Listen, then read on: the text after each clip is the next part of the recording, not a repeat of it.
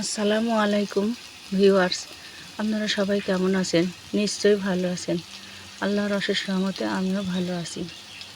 আজকে আমি আপনাদের সামনে আর একটি অন্যরকম ভিডিও নিয়ে উপস্থিত হব। যে কলার খোসা সবাই ফেলে দেন, কলার খোসা দিয়ে একটি চমৎকার রেসিপি করা যায়। সেটা হলো কালো জিরা দিয়ে কলার খোসার ভর্তা।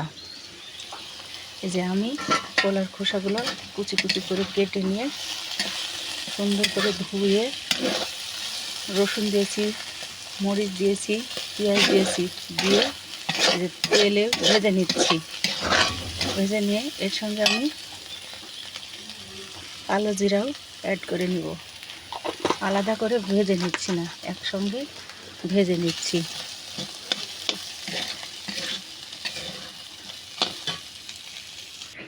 আমার ভাজাটা হয়ে গেছে, এখন আমি এটা পাটায় বাটবো। এইভাবে বাটতে হয়।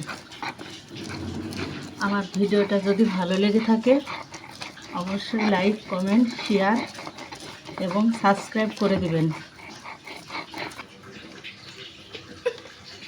এইভাবে মেখে ভাত খাবেন। কলার চোষার ভর্তা খুবই টেস্টি। ওয়াও, অসাধারণ! অবশ্যই একবার বাড়িতে চেষ্টা করে রান্না করে খেয়ে দেখবেন। আল্লাহ হাফেজ।